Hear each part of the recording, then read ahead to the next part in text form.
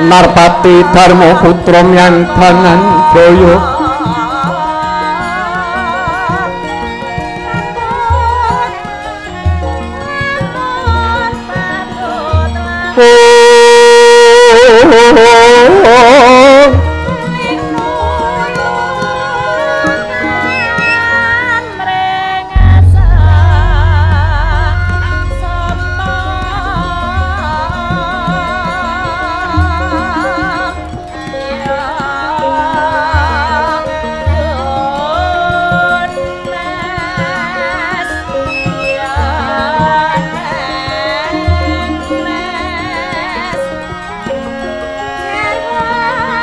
Umaturing Raka Narendra Harimurti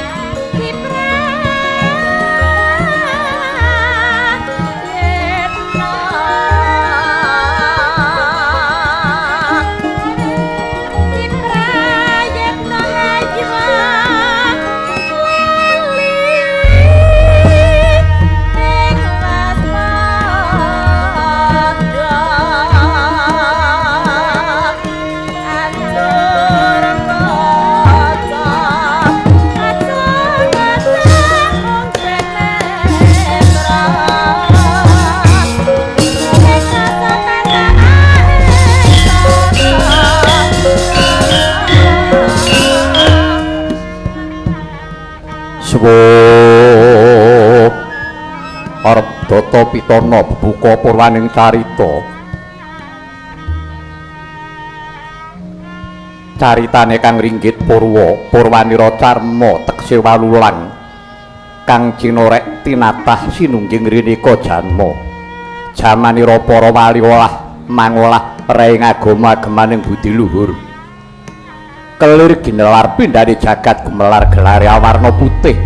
Putih ingkang mengkurdi suci tegese jagat iku sipate suci datan kalipetaning dedosan.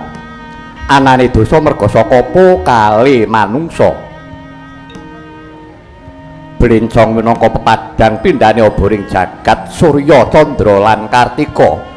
Gedha keprak ibarat keketeking jejantung. Pradangga gendhing lan tembang dadi gambaraning urip bungah kalawan susah. Dalang minangka dutaning Gusti anyolahaken wayang. Wayang werdine wewayangan gegambaraning urip lair lan batin ala becik bener luput pramila. Gegambaraning carita sedalu yektine ya mung loro. Ala kelawan becik, sing becik tinulata kang ala singkirana. Sapa sing dhisik ala ing kono wahyu kamulyane bakal sirna. Sirnaning wayang rampung kukut mlebu kothak tanpa beda kaya manungsa. Mung bedane yen wayang mlebu kothak sesuk bisa dianggo maneh. Nanging yen to manungsa wis mlebu kothak kocapa bakal antuk pengadilan suci saka Gusti kang murbeng dumadi ngunduh woing pakarti liding dongeng. Ya ing kono mau menungsa bakal ngerti lan weruh yen to sejatine derajat pangkat bondo donya ora aji sing aji kejaba mung amal saleh budi pekerti kang murakapi marang sesami. Hanenggih pundhita kang kaekuati dasa purwa eka sawijadinuwih dasa 10 purwa wiwitan senadyan kathah titahing dewa ingkang kasengan ngakoso sinungging pertiwi kapiting samudra laya kathah ingkang sami anggana raras parandene datan kadya ingkang ginupit ing mangkan nggih gumelaring praja Ngastina paripurnaning Baratayuda jaya binangun sinebat jaman Kali Mataya. Kali tegese jaman, Mataya tegese obah owahing kahanan, obah owahing pernatan, anjalari owahing budaya. Pramila kinarya bebukaning carita karana negari Ngastina, negari ingkang ageng tur inggih agung, dasari ayem tur inggih tentrem. Pramila sinebat negari ageng karana jembar tebane gedhe wulu pametune akeh kawulane dasar lumintu penguripane. Praja Ngastina dumadi saking daratanan samudra pramila sugih sumpitan sungapan kang sarta bandaran ageng tegese pelabuhan. Para nangkoda kang sami lampah dagang layar inten dalu anglur selur tanana bedha telat tebih sang sayaneng margi. Para mung tani sami mungkul atur yang telaten ngene rongolah pasiten temahan bumi cengkar dadi subur lemah padas dadi mawur satemah apa kang tinandur sempulur tangkar tumangkar kawuryan dadi pari palawija tuwuh hambiyet wae nganti kaya manglung-manglung wit-witane raja kaya pitik iwen ginelar ing pangunan yen wanci ratri bali mring kandange dewi-dewi nalika semana datanana carane kandhang nganggo kinancing palang alat petebih tindak durjana juti yen wanci dalu kapir nglamat-lamat swaraning puji sesanti mring Gusti kang maha suci mratandani kalamunta kathah ingkang sami ngrasuk agami senadyan to warna-warna agamane beda-beda tata carane nanging tetep nyawiji kajen kinajenan daya dinayan mongki nemong datan ana kang cacat sinacat datan ana kang rumangsa bener pribadi karana panembah lan pangibadah iku mujudake rasa syukur marang Gusti kang murbeng dumadi dudugaran rusaking bebrayat. Lasinten ta wau ingkang ngrengani praja Ngastina penangkina capna matanana pilahane dewi-dewi yen buta raseksa kethek pragusa pendhita peparap dewa wisik lamun ratu menang jejuluk sinten ta dasa menamani dasa 10 nama wis mestani jejuluk Sang Prabu Kalimataya ya Prabu Puntadewa Darma Kusuma Yudhistira Sada Dwija Kangka Guna Tali Krama ya Sang Ajata Satru Narendra Berbudi Bawa Laksana mahambek para marta anggung kinasihan para dewa kinamulen para widodari kinajek samaning ratu luhur datan ngungkul-ungkuli andhaptan kasoring sesami apa ta lalabaning Sang Natasung boga wong kang nandhang kaluparang sung warih wong kang nandhang kasadana sung suka marang kang nandhang prihatin yen to ginungung wiyaring jajan dhuwure keprabon pamekaning Ratu Sratri Tarana Pedhate pinunggel kang hawi carita duk nalika semana nudari Respati manis Sang Bumunata kepareng miyos sinuwaka istinggil binaturata lenggah dampar kang pinalipit ing kencana pinati ing Satyana warna lemek babut preng pedani sinebaran sari-sari kongas ginandeng widolisah cepat kesturi denayap sangjaning para biyada katanggung manggung Jaka Paloro ingkang samya ngambil upacara keprabon banyak dalang sawunggaling ardhawalika kacumas duwe panggo ingkang sarwa rukma kinebut laring manyura kanan kiring kongas gandaning Sang Nata pindha prayangan blabar dumugi wonten ing pamuraan tembene kang amulat sirna sifat kamanungsan panyayah Sang Hyang Bathara Darma diwani sesanggemanange Jawantah binayang bayang sagunging para hapsari kasuwargan arep sidhem permanem tanana banek walang alisik suket godhong kayu tarubah samirana datar mampah ingkang kapiyarsa mung ceng peksingkuk lan jala ingkang luhuring taratak binarung swarane Kyai Abdi dalem kriya gedhing mewah kemasan ingkang sami keparengan amput kardi cat kapiring cat boten pating jareng kelang pating jareng kling sami balakan telur madya raga muwi ajeng keping penanggilan lah sinten to ingkang nembe prapta kajawi ingkang eyang pandhita ing sapwarga Sang Maharsi Wiyasa ya Sang Begawan Abiyasa ya Kresna Dwipayana ya Sang Sutikna Prawa ya Arancaka Prawa Pandhita Wasis Limpating kanggonan putus saliring reh ing Saniskara lenggahira jinajaran kawan ingkang wayah Nata Dwarawati Maha Prabu Sri Bathara Kresna ya Sang Padmanaba ingkang minangka dadya pamonging Pandhawa lenggah jinajaran kawan ingkang raka Nata Mandura ya Nata Madura Maha Prabu Sri Baladewa ya Balarama ingkang lenggahing wuntet ngregancang yayah lir prayit neng kewuh tuhu punika tawarnanipun kadang panenggak Pandhawa satriya unggul pawenang Raden Haryawerkudara ya Sang Bimasena ya Bratasena ya Bayu Putra ya Sang Gandawastratmaja gagah perkasa godhek wok simbar jaja ngregemeng candrane panyayah lintang Bima Sekti kang wak tutu ing naga ingkang mabuku hamari kula ngamung ayun punika tawarnanipun kadang pamadyaning Pandhawa satriya Madukara ingkang kekasih Raden Janaka ya Raden Herjuna ya Sang Pamadi Kuntadi ya Wibasuh bagus warnane wingit pasmone pamungkasing pasiban ingkang lenggah jajar kelawan ingkang raka Sang Puntadewa tuhu punika tawarnanipun wuragil Pandhawa kembar satriya sawojajan miwah satriya Bumirah Tawu ingkang kekasih Raden Nengkula miwah Raden Sadewa ing wuri pepak andher sagung para wadyabala ingkang samya sumewa mbludak dumugi tatak arambat jejel riya arapet pipit tumpang dengkul gawe tanpa sela labet saking kengkang sami Amara Seba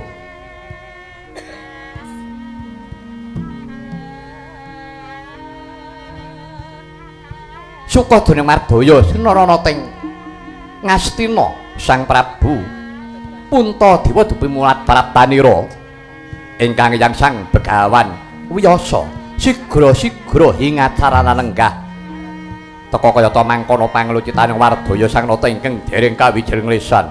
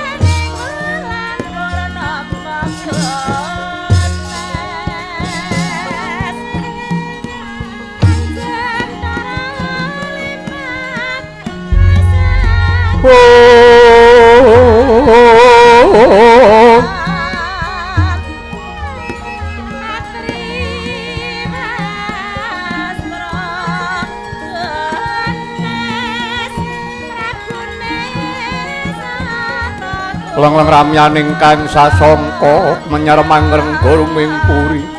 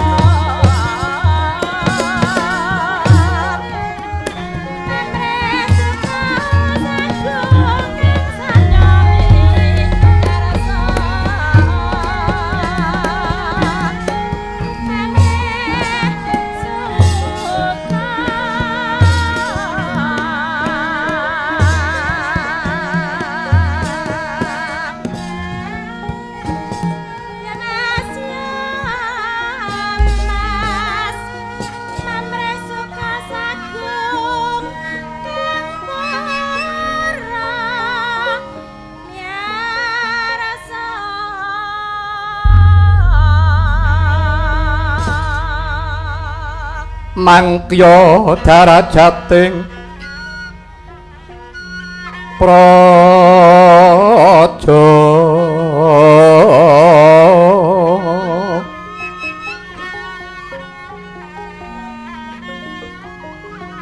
kawuryan wasanya ruri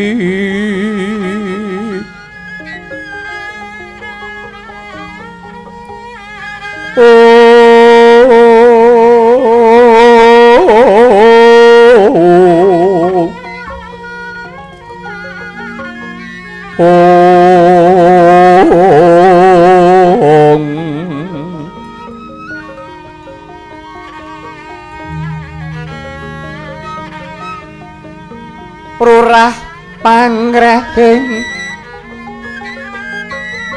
ukara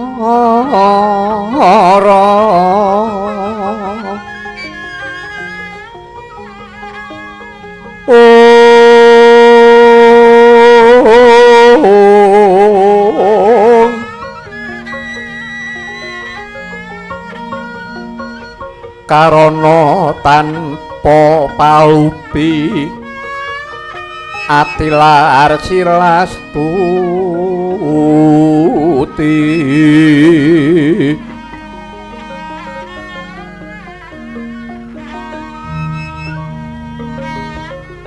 sarjana su jana kelu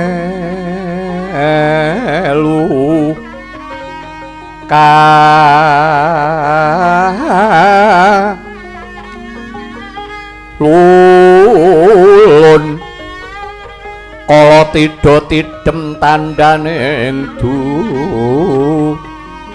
mati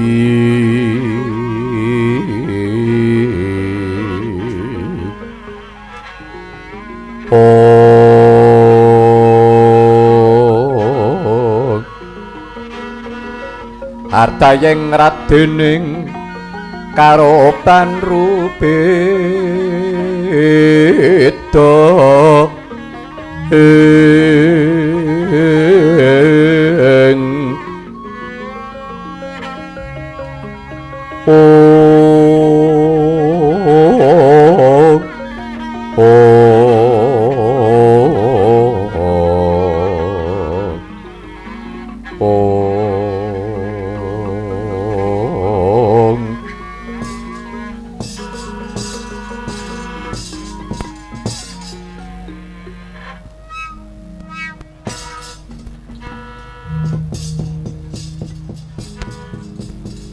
ratune ratu tama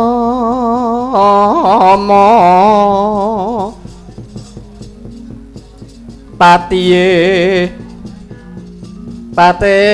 rinuwe pranayaka tias raharja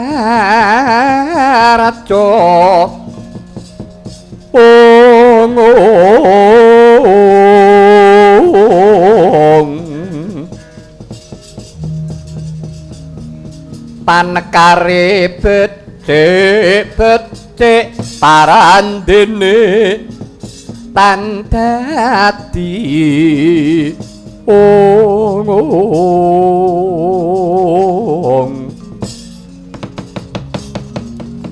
paliya sing kala bandu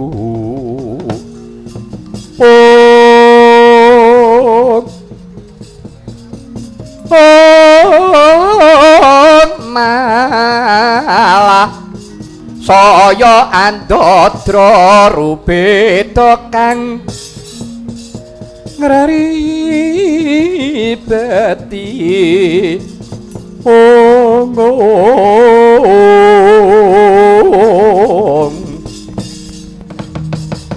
beda-beda hartane wong sak negara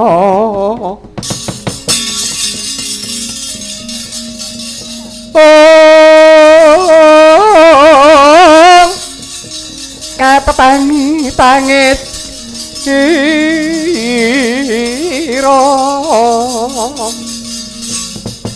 sira kang parameng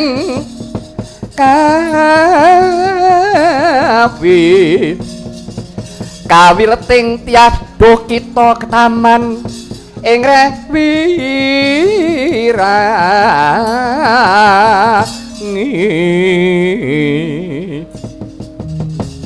dening upaya sandi sumaruna hanarawung pangimur manuh haramet pamrih milik takole temah sirna ing karsa tanpa weweka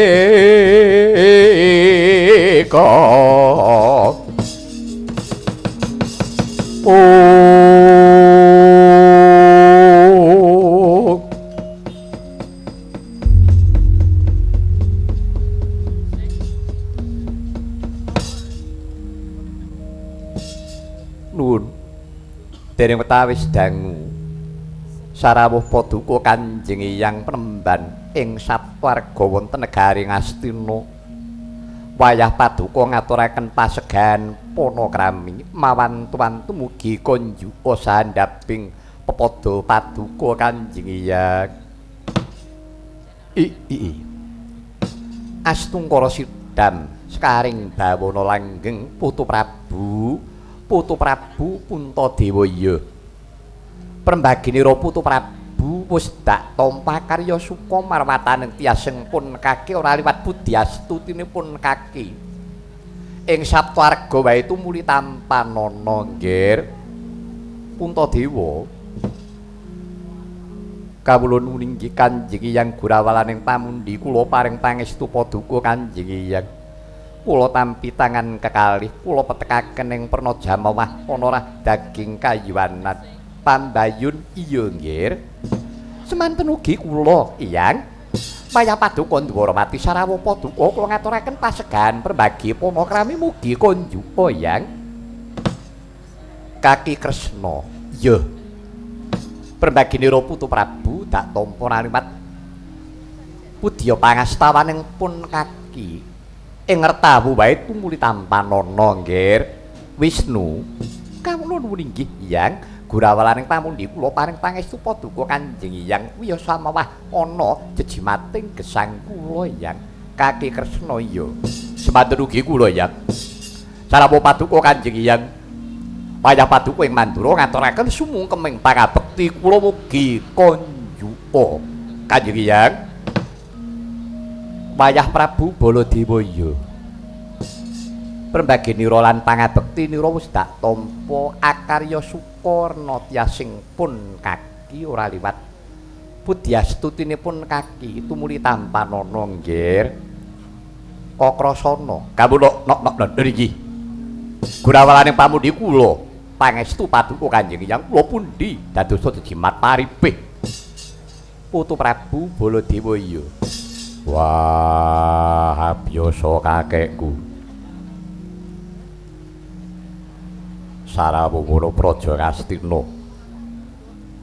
aku ngaturake sumungkeming pangabektiku tanpa nana biasa kakekku utuku nggih Werkudara ya pangabektinira dak tampa pangestuning pun kaki diage tanpa nana ya paring pangestu tak pundi dadi jimat nadyan kula semanten ugi ya sarawuh paduka kula ngaturaken sumungkeming pangabekti kula mugi konjuka ya putuku bagus Arjuna pangabektinira dak tampa ndadekake sukarna tiyasing pun kaki nadyan kula semanten ugi Hyang sarawuh paduka kula ngaturaken sumungkeming pangabekti kula mugi konjuka nadyan kula nggih mekaten Hyang ngaturaken pangabekti kula Hyang iya ragil pangabektinira dak tampa ndadekake suka marwataning tiyasing pun kaki nggih Kanjeng Hyang kajawi saking menika bingahing manah kula tanpa pepindhan dene rawuh paduka wonten praja Ngastina menika persasat tumuruning Jawata Suralaya ingkang nedya matedhaken nugraha dhumateng titah pujangkara Putu Prabu Darmakusuma ya semono uga pun kaki nggih. Bungaing tiasing pun kaki tanpa upama yawit prapaning pun kaki ana praja Ngastina iki pinahargya ngagem upacara keprabon ingkang mangkono persasat bangkit njunjung dewa kepraboning pun eyang kawulun muni nggih Kanjeng Hyang namung mugi andadosna ing kawuningan sawetawis wonten bab ingkang pikantos ingkang badhe kula suwunaken priksa dumateng paduka Kanjeng Hyang Panembahan Putu Prabu bab perkara apa nggih inggih Hyang mboten sanes kajawi lelampahanipun wayah paduka para Pandhawa mewah Kurawa sami perang gegempuran ingkang sinebat Baratayuda Jaya Binangun ing mangka ingkang kinarya jalaran inggih amung Praja Ngastina Kanjeng Hyang keparenga kula inggih nderek matur miterang sesambetan kalawan pangandikanipun Yayi Samyaji menika kala mawi Hyang inggih semanten ugi kula Hyang wayah paduka ing Mandura menawi miturut sejarah utawi cariyos paduka Kanjeng Hyang Wiyasa menika nate jumeneng nata binatara wonten negari ing Ngastina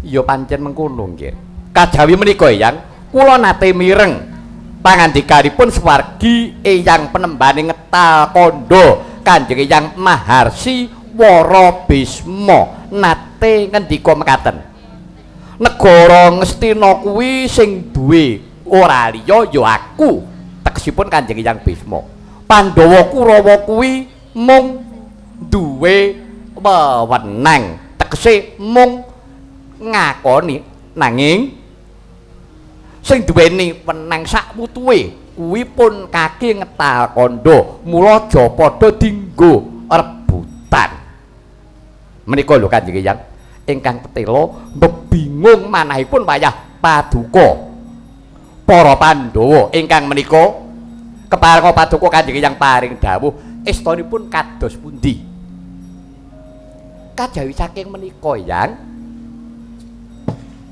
ngunguning manah kula sak sampunipun Baratayuda menika dados wiwit kula minangka duta pamungkas dumateng negari Ngastina kelampahan perang ageng Baratayuda Jaya Binangun mongko sedaya para sesepuh enget kula sami tumandang karya wiwit saking Kanjeng Hyang Bisma Bapa Durna Resi Krepa kathah para sesepuh ingkang sami maguting ngayuda sak boten-botenipun paring dawuh namung paduka Kanjeng Hyang Wiyasa piyambak ingkang tetela boten paring dawuh inggih boten ketingal wonten madyaning Baratayuda Jaya Binangun ingkang menika Hyang keparenga wayah paduka para Pandhawa nyuwun dawuh estanipun wonten menapa to Kanjeng Hyang oleh sapatang sun kang tumiling angulati puspita kang medem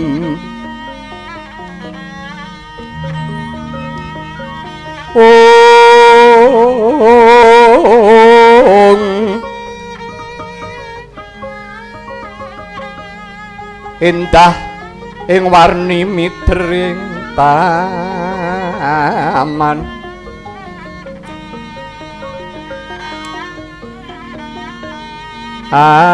anon sekar waras iki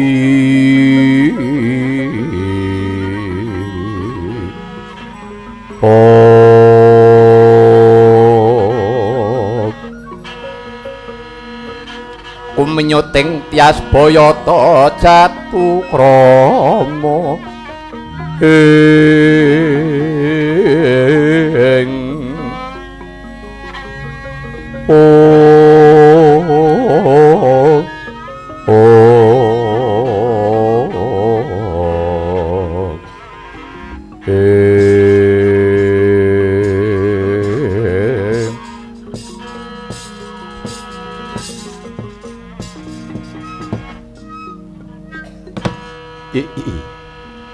Astungkara sidam sekaring bawana langgeng putu Prabu kabeh wae pancen bener apa kang sira aturake mau kepara nyata ora ana kang sisip mulane nggih mulane dumadi perang Baratayuda Jaya binangun wiwit kaki Kresna minangka dutaning Pandhawa nganti dumadi perang gegempuran kang sanyata gawe gegering jagat sarta mirising titah kuwi kabeh jalaran saka punjering lelakoning pun kaki teksih pun kaki sing gawe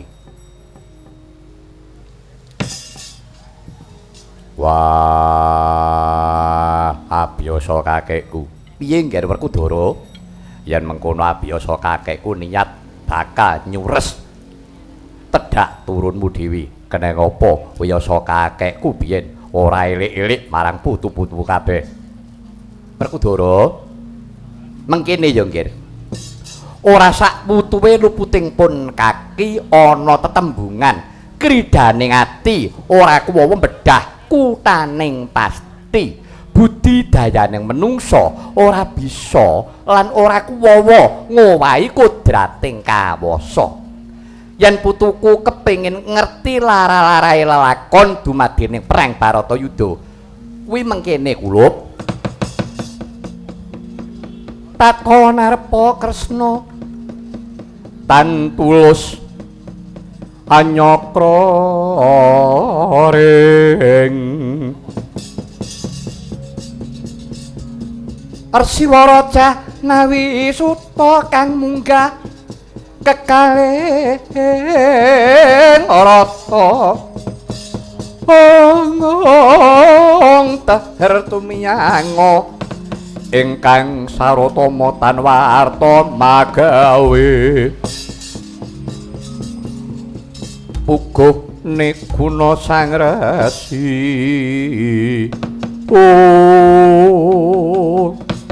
mung sadurunge pun kaki crita sadurunge pun kaki paring dawuh sadurunge pun kaki ndalang nyritakake lelakon iki tak jaluk para Pandhawa sing wening ciptamu sing menep rasamu aja wersuh ideping tekadmu ya nggih kadangmu padha aran abete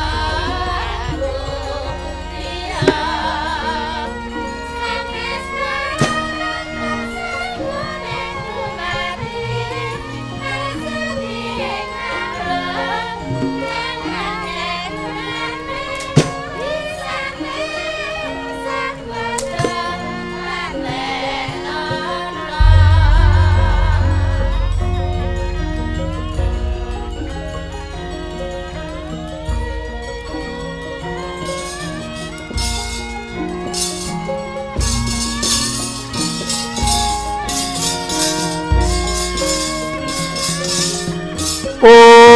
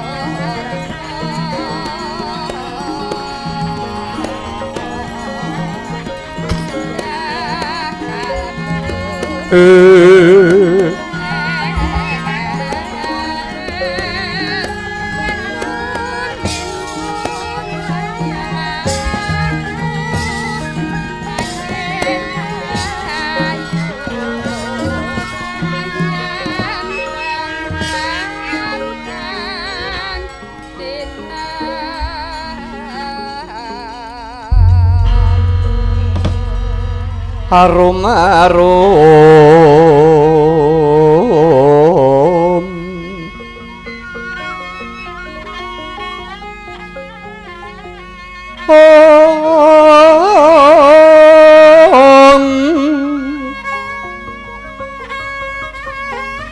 lumrang kang sekar gadhong yang Sri Gading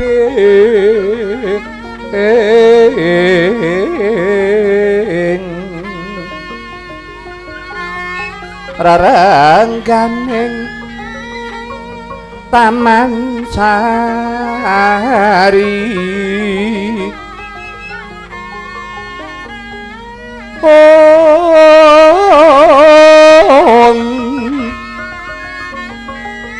Brahma orang ing sapsarining bergengeng pindha puji ning Brahmana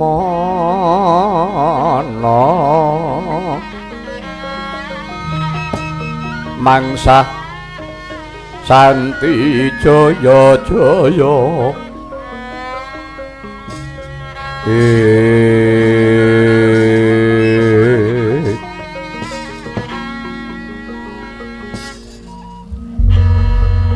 mangke to sangati penemban Sang Maharsi Parasara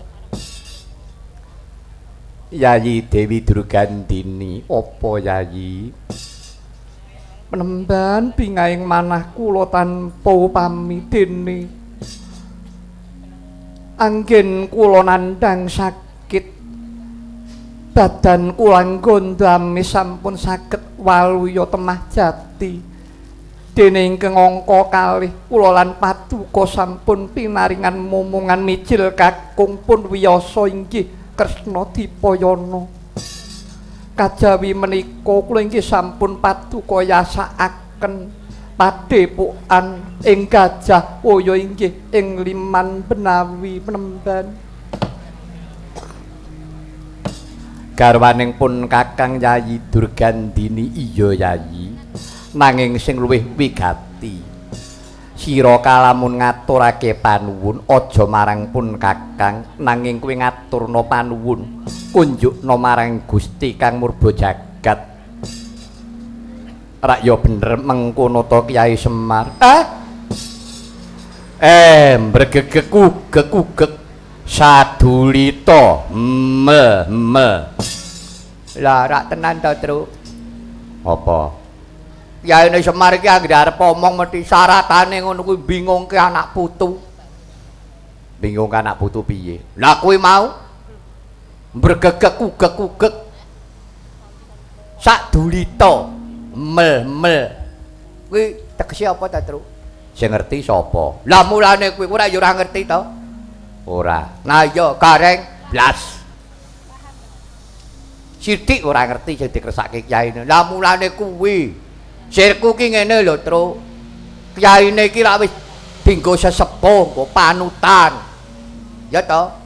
Ngomong sak omong ki mbok ya eneng werdine, eneng karepe ngono ora mung waton ngomong. Ya toh? Heeh. Ya timbangane ngono mbok kowe iki takon, "Moh wedi?" Wedi. Wedi piye? Yaene Semar ki ra gampang tersinggung. Sakwene akhir-akhir iki ra Semar ki gampang nesu. Sebabe ora dirurui karo simbok. Ora dirurui simbok. Nah ya kuwi mbok menawa. Ora lho. Yaine. Apa? Ki Bagong ki jane bingung. Sebabe apa? Sampeyan anggere arep ngendika apa wae mesti mbok syarati kuwi mau, bergegek kuwi mau. Bocah ki ora ngerti karo parampita ya kaya ngono. Mula ta mula. Nek wong tuwa omong ki mbok ya digatekke. Ora mung waton nyengenges. Ora mung waton lucu. Engko entek-entekane mesti rusuh. Ya ngono ora? Iki para badan halus iki. Waduh, padake lembut. Ora, iki sing tak karepe ngene lho, Pak. Kowe mau ora ngendika bergegek ugek-ugek ngono kuwi mau. Kuwi syaratane wong tuwa mbiyen kuwi ngandani anak putu. Lah tek ora cetha. Ha kupingmu sing budhek. Kaya ngono kok ora cetha. Piyayi kuno ki nek ngandani karo anak putu kuwi pancen ora dicethake ibarate. Iki eneng panganan kuwi nyoh iki panganan. Ora kaya saiki ora didublak moh mangan. Ngono kuwi lho. Mula eneng tembung mbregegek ugek-ugek sadulita mel-mel. Tegese mbregegek kuwi mandeg, ugek-ugek kuwi obah. Sadulita kuwi ndulit, mel-mel kuwi enak. Lah terus meneng bae karo obah ndulit enak ki terus kuwi piye ngono lho nek gandeng iki ngono. Ngene. Dadi wong urip ki aja mung mandeg, aja mung meneng bae. Obah tegese kowe iki nyambuta gawe, sak gaweh-gawehane. Ning kowe ngrembyah mesti mamah. Ora kita mung sak dulit, mung setitik, mesti kowe entuk rejeki metu saka keringetmu. Kuwi halal. Budeng. Ayo muni apa kowe? Nggih, Pak Guru. Senengane nek wong tuwa ngomong ora gatekke. Mula ta mula. Kowe iki do sinau ngono. Ngerti ora? Nggih, ngerti. Nah. Muni meneh. Ora. Alah. Wah, agak nerangke pisane kok. Nesu. Penemban. Pancen menika leres menapa ingkang sampun paduka dawuhaken. Iya. Kepriye Kyai? Pancen. Kala mangsanipun tiyang menika menawi pinaringan nikmat saking Gusti menika sok supe, lali Purwoduksina, lali kalih sumbere, lali bersyukur, lali manembah nek perlu. Sik moh. Apa ana buktine? Kowe aja mung waton omong, ning ngomong nganggo watonan. Ngono. Tekse kok wong lali bersyukur iki piye? Iki ngene lho yaine, pupung iki nang wektu sing longgar, ngono. Iki wektu longgar. Nyatane ana bab-bab sing wigati. Nah, sampeyan sing nyatane sing dituwekke, sing ngerti marang lalakon iki dadi ngendikamu kuwi arep dienggo patokan diwatek-atek para putra wayah, ngono. Ya ora, Gong. Apa? Iki pupung nang wektu longgar. Longgar apa?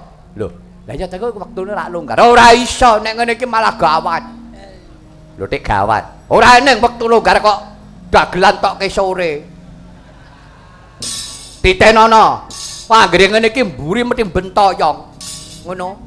Engko pokoke awake dhewe iki ndagel sak modare. Nek ndagel sak modare. Lah iya no.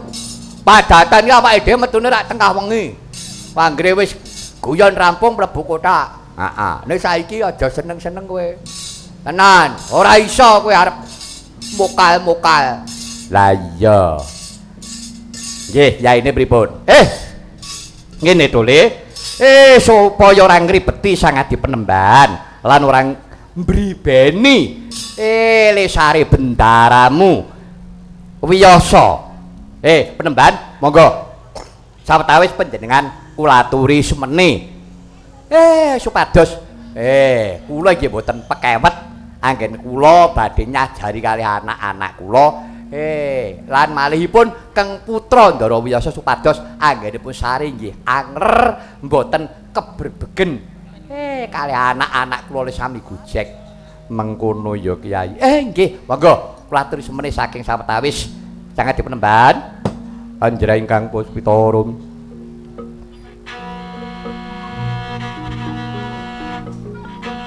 Kasiliring samirana amrit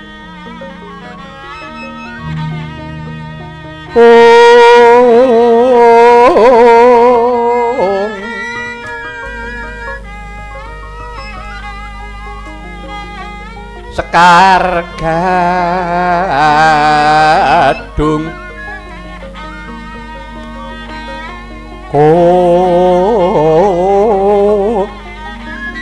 ngas gandanyo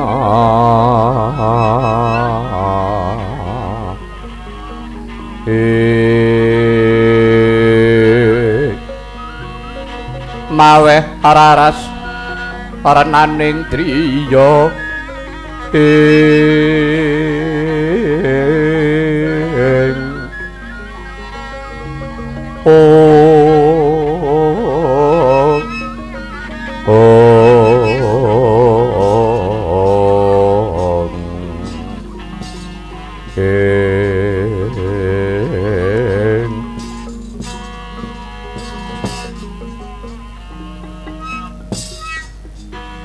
amenangi jaman edan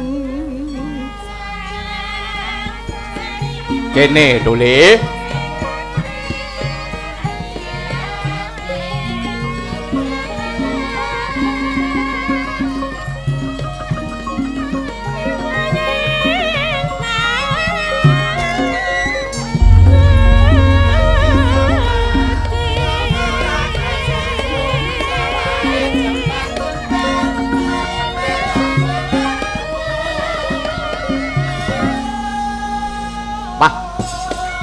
Dadak ditembangi sinom ya Pak. Ya ben Dole. Iki tanggo mangayu Bagya. Tanggo mangayu Bagya ya kuwi arawuhe Ibu Erika karo panjenengane Bapak Parni Hadi lan panjenengane Bapak Lulu Sumiyarsa tak aturi munggah panggung kene Dole. Arta aturi ya kuwi rerepen iki dhisik. Mengko panjenengane karben kersa pinarek ning panggung kene aku arep nyuwun dawuh, aku arep nyuwun priksa. Ngono. Iya. Ning ngene iki kudu awake dhewe ngaturi rerenggan. Iya. Dadi mangayu Bagya. Iya Tole. Wong budaya iki ngene iki. Suguhan ku ora kudu ngunjuk seger mangan enak, gending laras kepenak, kuwi iso ndudut ati, iso marai nentremke ati. Ngerti? Iya. Nggih, matur nuwun. Nggih, monggo Pak Parni, monggo Bu Erika, monggo Pak Lulu. Suwawi kula aturi jengkar. Yo Bu, tutuke sik Bu.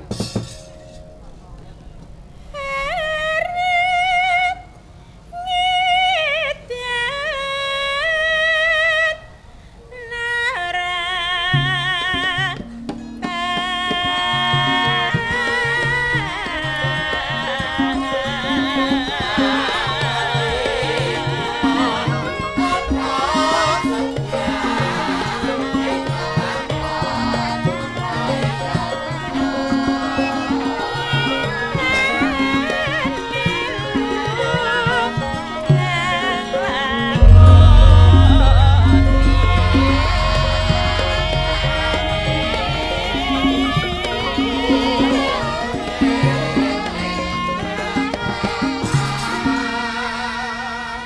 Monggo. Pak Parni monggo Bu Erika, monggo Pak Lulu, monggo kula aturi jengkar mriki, Pak. Kangge lek-lekan dalu menika wungon. Ya, mensaya gayeng. Mulane kuwi to, Le. Monggo. Mriki mawon. Saking mriki mawon, Pak. Kados pundi? Saking mriki. Oh, ngaten. Nggih. Nggih, mboten menapa-menapa. Nggih, mangke rumiyin kula telas niriyin yang sale nembang ibu-ibu Paranggana. Nek ora dientekke kutuke ndak mati. Pemangan, Dek. Mangga.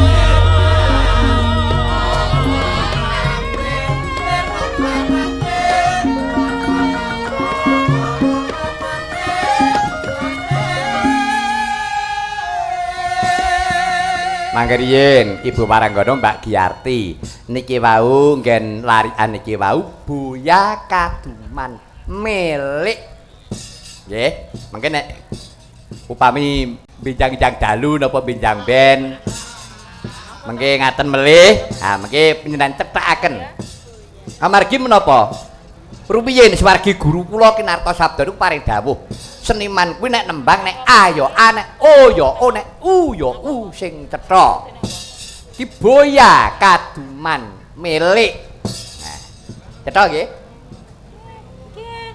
nggih muni nggih cilik men kaya prewangan nggih Pak ya terus dibaleni mboten ora sah nggih mboten usah terus kemawon heeh ini ya sesuk tak coplok 100 dadi mboten napa-napa wong jenengan wingi be isih kurang 200 yo kok yo eling ae ngono lho nek mutangke iki alah ate kurang 200 ora ngoyak ngono ya iya maka pun telah sakriyen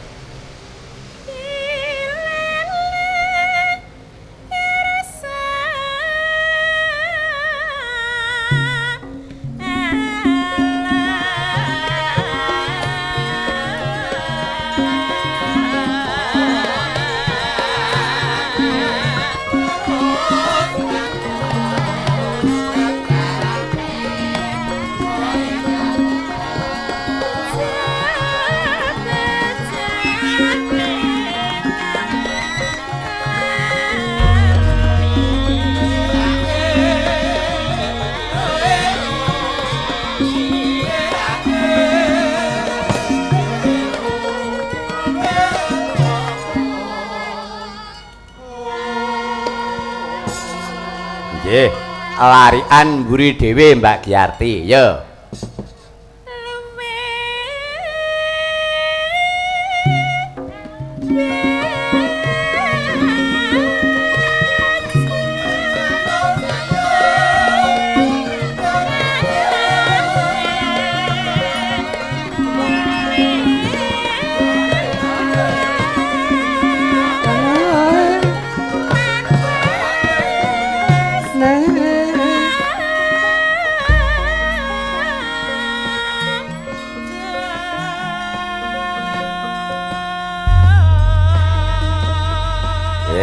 matur nuwun iki mau pambukane ya Pak.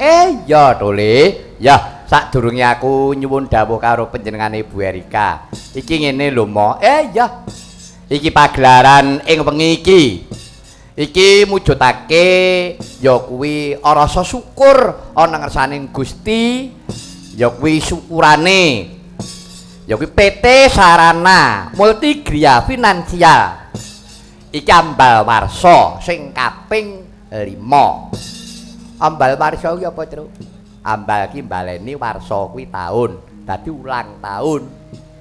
Ambal ki baleni, warsa ki taun. Lho, kok beda karo nggonku?